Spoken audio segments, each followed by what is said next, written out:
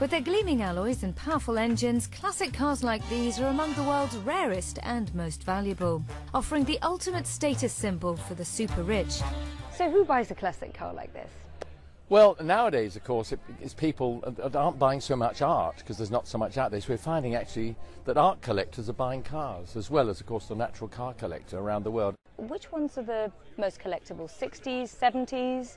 Well, but the 60s and 70s, they're becoming more value at the same time as the 70s and 80s are becoming higher in value. Cars that they only had 50 of, now there's still only 50 of them, but they're now another 10 years older, so they're just becoming more valuable and more valuable all the time. Not modern stuff so much, but the cars from the 25, 30 years old, which you cannot get hold of.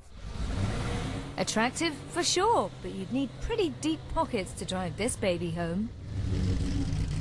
But here at London Science Park, there are over 200 vintage vehicles, like, for instance, this 1970s Lamborghini taking part in the auto show. Cars like these can fetch millions of dollars, and even though the economy may have stalled of late, well, their value has continued to race ahead, outperforming traditional investments like gold and stocks.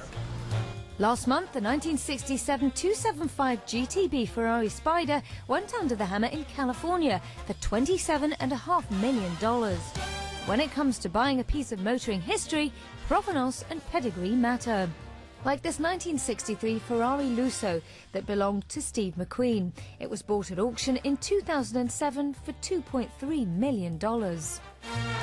Everybody loves to own a Ferrari, but the great thing about buying them these days is you can justify them to your wife and your bank manager because they don't really lose value. They might even gain in value, and you've got a great asset that you can enjoy. Being worth so much money, it's easier to imagine these cars in a museum rather than out on the open road. But to take part in the event, all of these motors must be roadworthy, which is just as well, or a test drive would be out of the question. Nina Dos Santos, CNN, London.